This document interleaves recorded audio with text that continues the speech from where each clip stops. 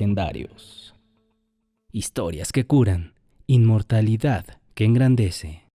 Hola, ¿qué tal, mis queridos amigos, pacientes y conocidos? El día de hoy les quiero presentar a un brillante doctor con una inteligente trayectoria.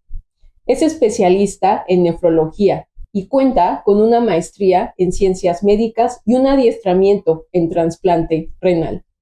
¿Qué más puedo decir? Todo un experto en su área, que además ha sido invitado a hablar en ponencias nacionales e internacionales y tiene más de 20 publicaciones en artículos. Su compromiso y sus capacidades con la excelencia, asimismo su constancia en la investigación, lo han llevado a convertirse en un líder en su campo. Para mí es un honor presentarlo como un doctor legendario. Él es César Eduardo Barragán Salas. Hola, doctor, ¿qué tal? Muchas gracias por la presentación, bienvenidos. Ok, háblame acerca de tu vida. ¿Hubo alguna inspiración en el ámbito de la salud que te condujo hacia este punto? Bueno, en realidad no hay un parteaguas que yo pueda decir.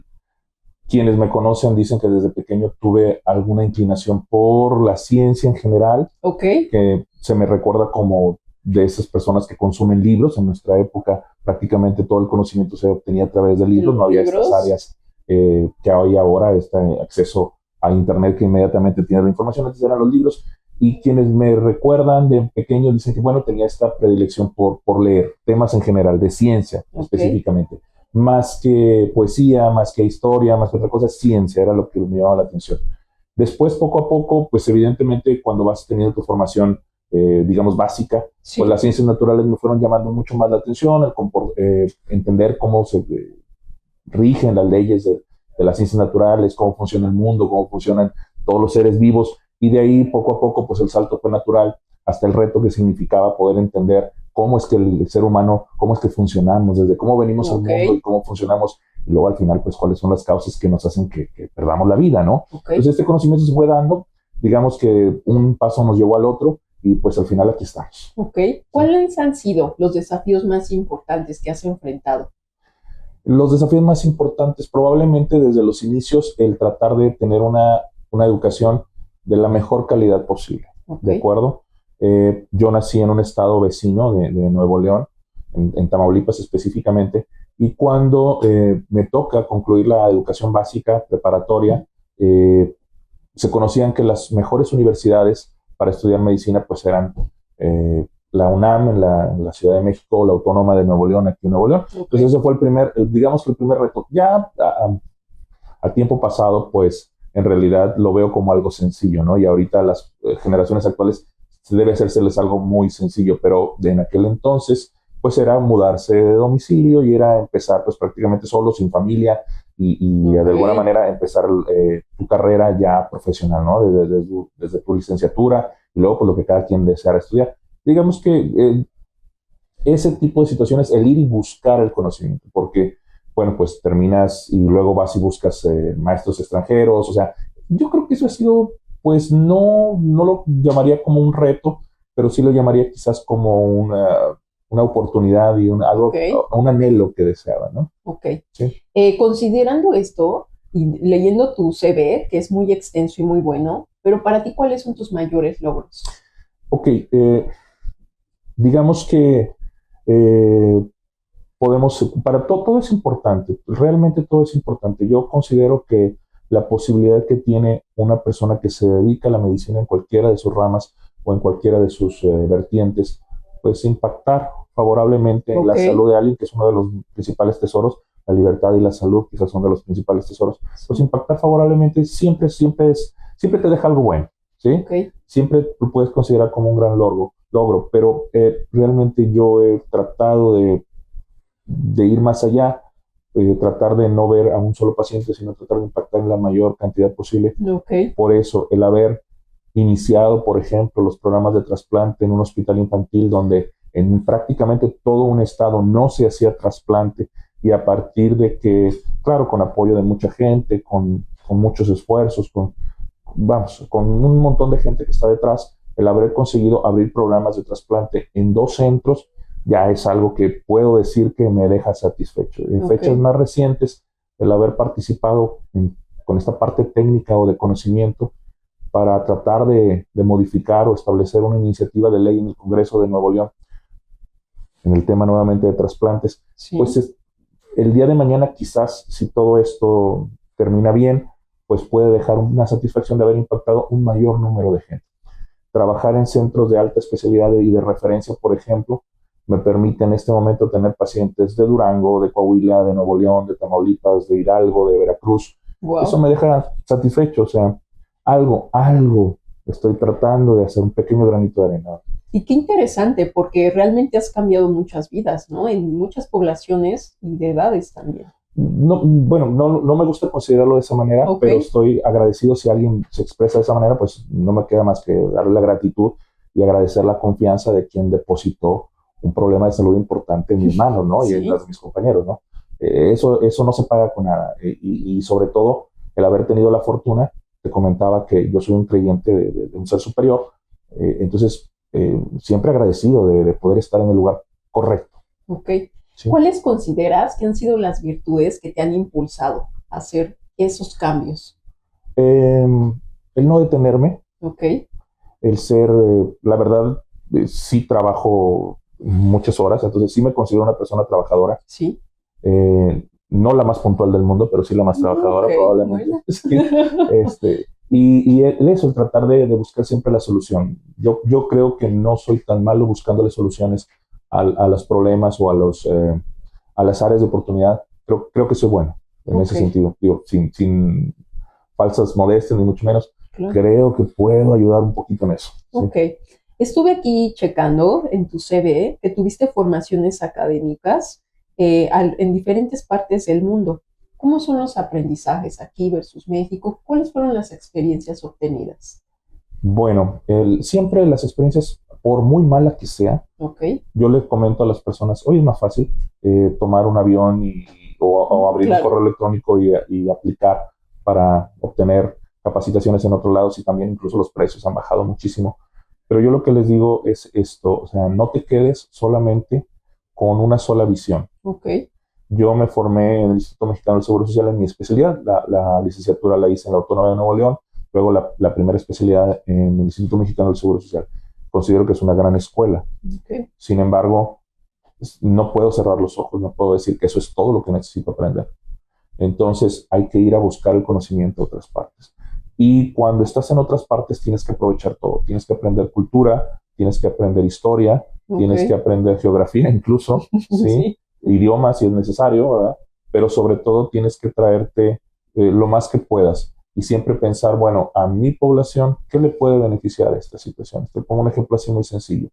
Cuando yo me formo, hay un parámetro, por ejemplo, para la hemodiálisis que decía que era una velocidad para que la sangre circule por el circuito extracorpóreo. Y decíamos, era un mito que decíamos que solamente podíamos ponerlo en 300 mililitros por minuto. Porque existía el mito de que, y repetido en muchas ocasiones, que nuestra población, digamos, de una estatura no muy grande y de un peso no muy alto, pues que no soportaría más, que sus cuerpos no iban a soportar, que solamente los americanos con otras estructuras físicas podían tolerar flujos más altos.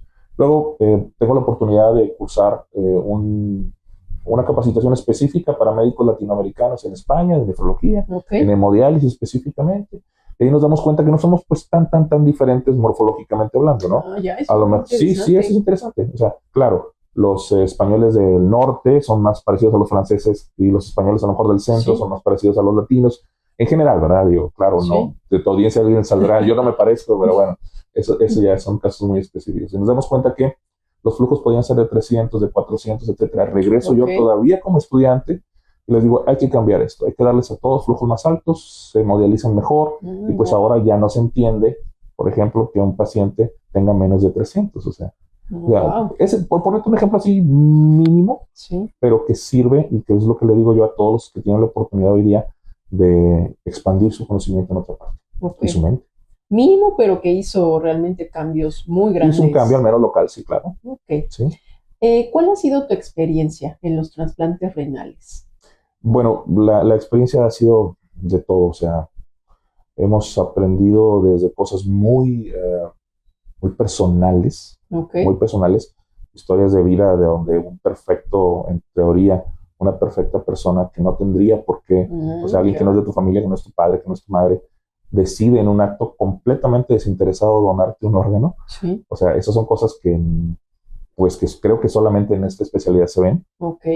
Y cosas muy complicadas, o sea, el hecho de cómo les cambia la vida después de estar pues ligados a un tratamiento sustitutivo, una diálisis, una hemodiálisis, con una esperanza de vida más corta, a ver gente que se trasplanta de niño, que se hace adulto, que se casa, que tiene hijos, ¿sí? Al impacto económico, realmente, precisamente es una de las cosas que más me gusta. O sea, el hecho de que sí hay soluciones o alternativas para un problema muy grave como puede ser la enfermedad renal. Ok, muy bien.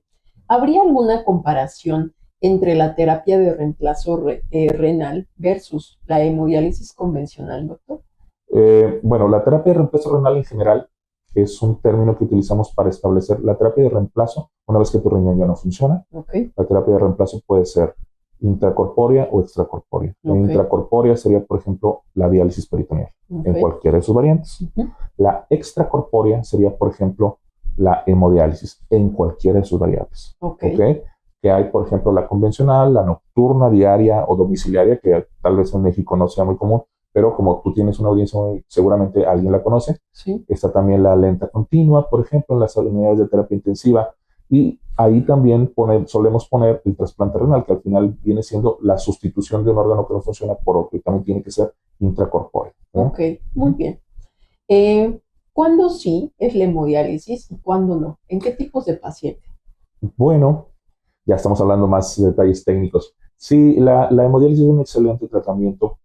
Por lo general tiene pocas contraindicaciones. Algunas, a mí me gusta, aprovechando, las demás las pueden consultar, pero quizás lo que les puede ayudar más es entender este tipo de situaciones. Por ejemplo, la hemodiálisis también tiene criterios de exclusión para aquellos que están lejos de los centros hospitalarios. La hemodiálisis tiene que ser intrahospitalaria, salvo esos casos que te digo que existe la domiciliaria nocturna o la domiciliaria propiamente de un centro itinerante que va y te pone la hemodiálisis en tu casa. Pero por lo general te tienes que trasladar. Eso es importante que la población que te escuche entienda que también tiene que ver con la distancia que hay a los centros. Sí. Por ejemplo, si tú vives en el estado de Nuevo León y vives en un municipio retirado de la zona metropolitana, es probable que no tengas un centro de referencia de hemodiálisis cercano. De ahí otras cosas que se necesitan, y con no tenerlo sería un motivo de exclusión, sería un buen acceso vascular. Esto quiere decir un buen punto de entrada, un buen punto de conexión para que tu cuerpo pueda estar en contacto con la máquina. De esta manera debe haber un puente. En este caso puede ser un catéter, una fístula, por donde tu sangre sale literalmente de tu cuerpo contaminada, pasa por un sistema de filtración como tal, para no entrar en detalles, y regresa purificada, porque así le gusta decirle a las personas, y regresa al cuerpo. Entonces, tener este acceso vascular te limita. No lo tienes, no hay hemodiálisis, ¿verdad? Las cardiopatías, o sea, padecer del corazón, que tiene que ser de una manera grave, pudiera limitarte, pero no necesariamente. Tiene que ser algo muy específico. Y finalmente, que tengas ese apoyo de alguna manera social y también emocional tuyo para que entiendas tu proceso. Una persona que no entiende su proceso, pues no se va a beneficiar de esto. ¿Sí? Los alimentos, lo que comemos, doctor, ¿nos puede prevenir de alguna enfermedad renal? Prevenir, prevenir es un término muy importante porque ya estamos hablando, si lo hacemos científicamente, o sea, la prevención implica algo que evitaría que. Como tal, es difícil que pueda decirte, por ejemplo, vayamos a los tiempos muy antiguos que decía, una manzana a la semana mantiene al médico lejos de casa, ¿no? Que decía, no, nada que ver. Lo que se recomienda es un estilo de vida saludable, definitivamente. El tratar de que tu alimentación la alimentación en general debe tener varias características. Debe de ser higiénicamente preparada, debe ser adecuada a tus necesidades. No es lo mismo un niño, un adolescente en crecimiento, un adulto joven, un diabético, etcétera, una dama pre o postmenopáusica, bueno, una serie de factores. Debe de estar acorde a tus gustos, sí, de acuerdo, y a tus preferencias, si eres de alguna religión que no come tal cosa, o de acuerdo. Sí, pero sobre todo también tiene que ser balanceada, ¿no? Balanceada a tus necesidades. En este caso, prácticamente pudiéramos, es un tema muy largo, pero pudiéramos tocar, por ejemplo, el exceso de proteínas, el exceso de azúcares, de algunas formas directas y otras indirectas podrían dañar tu riñón. Entonces, si evitas estas cosas, podría ser de beneficio. Sí, podría. Sí. Ok, muy interesante. Todo lo que nos mencionas habla de un gran camino. ¿Cómo es que te mantienes en la nefrología actualizado, estudiando? Cuéntanos, háblanos sobre esto. Bueno, ahí sí tengo que decir que normalmente nos paramos sobre los hombros de otras personas, ¿no? ¿Qué quiere decir esto? Hay gente con mucho talento que se dedica a escribir, a sacar conclusiones, a hacer estudios, y a nosotros no nos queda pues más que leerlos, ¿verdad? Y tratar de apoyar las cosas. Hay gente que comparte su conocimiento en conferencias, congresos, o hace cursos, o se especializa en otros países y trae ese conocimiento, y a nosotros desde luego nos invita y nos comparte. Por lo general no son envidiosos, son más bien generosos compartiendo el conocimiento. Y a nosotros lo que nos queda quizás es ponerle ese poco de talento para tratar de agarrar el conocimiento de todos, el conocimiento que están en los libros, en los artículos, en nuestros compañeros, y tratar de aplicarlo de la mejor manera posible en beneficio de un paciente, porque también ningún paciente es igual a otro. Sí, eso es real. Muy bien. ¿Cuáles serían las complicaciones más comunes que has observado en los tipos de tratamiento que tú has realizado? Bueno, específicamente los pacientes que no se trasplantan, los pacientes que se quedan en tratamiento sustitutivo, hay dos cosas que digamos que son el talón de Aquiles. Una de ellas son las complicaciones cardiovasculares, ¿sí? Y otras son las complicaciones infecciosas, para ponerlos en dos grandes grupos. Y hasta cierto punto se entiende porque, por ejemplo, antes, te estoy hablando de no hace mucho tiempo, estamos hablando de cuando yo era estudiante apenas de medicina, no es demasiado tiempo. Muy bien. Pasaba que las personas con enfermedades renales no sobrevivían mucho. Entonces, digamos que la última enfermedad de la cual tenían conocimiento era de la enfermedad renal, ¿de acuerdo? Ahora con este trabajo de todos mis compañeros que han logrado incrementar, o que hemos logrado incrementar la sobrevida de los pacientes renales, eso quiere decir que ya con diagnóstico duran mucho tiempo. Entonces, hay oportunidad de que aparezcan enfermedades cardiovasculares, aparecen infartos, embolias o eventos vasculares cerebrales, o complicaciones infecciosas, ¿no? Entonces, esos ahora son los problemas. Y por el otro lado, en el trasplante, los pacientes que se trasplantan, la principal problemática sigue siendo también cuestiones inmunológicas. Esto es que su cuerpo de alguna manera no acepta del todo el riñón, por más esfuerzos que se hacen de manera farmacéutica, y los problemas infecciosos también son un tema. Considerando esto, ¿cuál sería tu visión para mejorar estos procedimientos en México? Bien, ya tenemos un gran cambio, y es reciente, de que las personas, te digo, no duraban ni un año en hemodiálisis, ahora duran 5 años, por ejemplo, en promedio. Son los promedios que estamos manejando, y no bajamos de eso. ¿Qué hay que hacer? Bueno, siempre mejorar la calidad, atender a los principios. Sí, se puede medir, o sea, cuáles de tus pacientes se llegan a trasplantar, por ejemplo, es una medida. ¿Cuántos sobreviven más de 10 años? ¿Cuántos sobreviven más de 5? Atender estos puntos siempre es importante, ¿no? Eso por un lado. Y por el otro lado, evidentemente, acercar estos tratamientos, porque ya lo dije que son de buena calidad, o mejorar su calidad, cualquier rubro que me puedes decir. Ya están perfectos, cuando llegan, en lugar de durar un año, duran 5, duran 10, etcétera. Pero ¿qué pasa con los que no tienen oportunidad de llegar a ese tratamiento? Ese es el otro gran reto. El gran reto, como te decía ahora, por ejemplo, cuando te hablaba de la iniciativa de ley que se presentó, que me invitaron a participar, bueno, pues la idea es que mayores personas se vean beneficiadas, ¿no? Obviamente, tener un sistema de salud, pues ya no me corresponde, no estoy trabajando en esos rubros. Tener un sistema de calidad de salud de calidad que nos dé cobertura a todos, pues sería ideal, ¿no? Sí, muy bien. Para las personas que nos están viendo, ¿hay alguna forma en la que en casa se pudieran cuidar como para evitarte? Sí. Hay recomendaciones generales, por ejemplo. Vamos a ir las más sencillas de entender. Y esto hace mucho que se sabe. Si tú eres diabético, tienes que consultar con un nefrólogo desde el momento de tu diagnóstico. Muy bien. E idealmente, cuando menos a los 5 años de tu diagnóstico. Ok. ¿Sí? O sea, sí o sí. Sí o sí. Lo mismo ocurre con los hipertensos. ¿Ok? Si eres diabético o hipertenso, aunque no vayas con el nefrólogo, sí tienes que ir con tu médico familiar. Ok. Que te mantengan metas, que estés en peso, que comas bien, por ejemplo. Aquellos que tienen historia familiar de nefropatías, hay algunas que tienen presentación familiar o incluso una alta carga genética. Pues si ya sabemos que el tío, el abuelo, nuestros padres padecen alguna enfermedad de transmisión genética, pues hay que acudir con el nefrólogo, ¿no? Y otras cosas que a lo mejor no se sabe, o sea, haber nacido con bajo peso también te predispone a problemas renales. Puede tener mayor asociación, no necesariamente que sea igual, ¿sí? Pero aquellos que nacieron con bajo peso, por poner ejemplos, ¿no? Aquellas personas que tienen un solo riñón, aquellas personas que desarrollan litiasis, bueno, hay varias recomendaciones, ¿no? Todo está en ser muy honesto con tu médico familiar y que tu médico familiar tenga esa habilidad para detectar la oportunidad de determinar estas enfermedades a tiempo y poderte pasar con el especialista. Muy bien. Doctor, pues realmente eres un líder en tu campo. ¿Cómo te gustaría ser recordado? ¿Cuál sería tu legado? Mi legado, bueno, insisto, me gustaría más el legado macro, o sea, poder decir que el día de mañana, lo vemos en las estadísticas, pero me gustaría que el día de mañana se dijeran, bueno, sí hubo un cambio a partir de que yo llegué, o sea, sí hubo un cambio positivo, los pacientes fueron mejor tratados, tuvimos mayor acceso a los servicios de trasplante, creció el número de pacientes beneficiados, ese tipo de personas sí, pero sobre todo, eso digamos que lo que se puede ver en una gráfica. Y lo que no se puede ver en una gráfica, quizás el que digan, bueno, realmente me atendió y yo sentí que me dejó lo que él tenía, o sea, que no se guardó nada.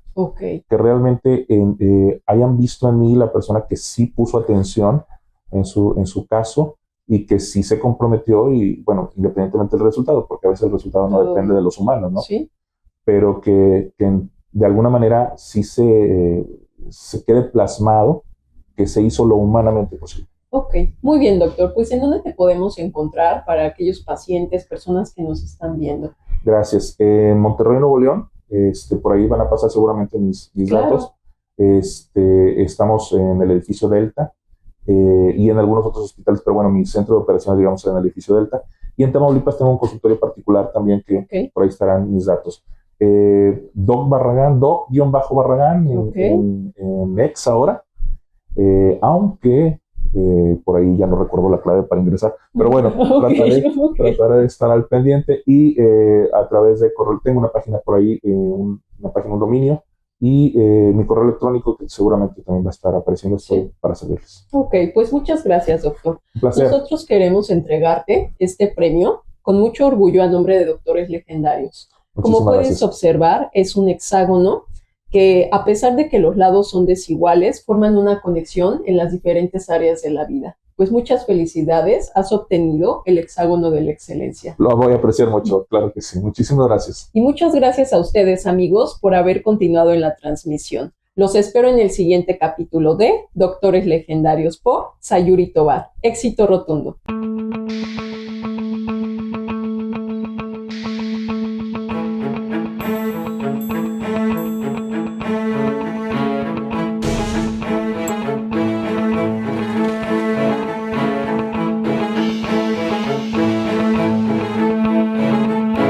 Doctores Legendarios.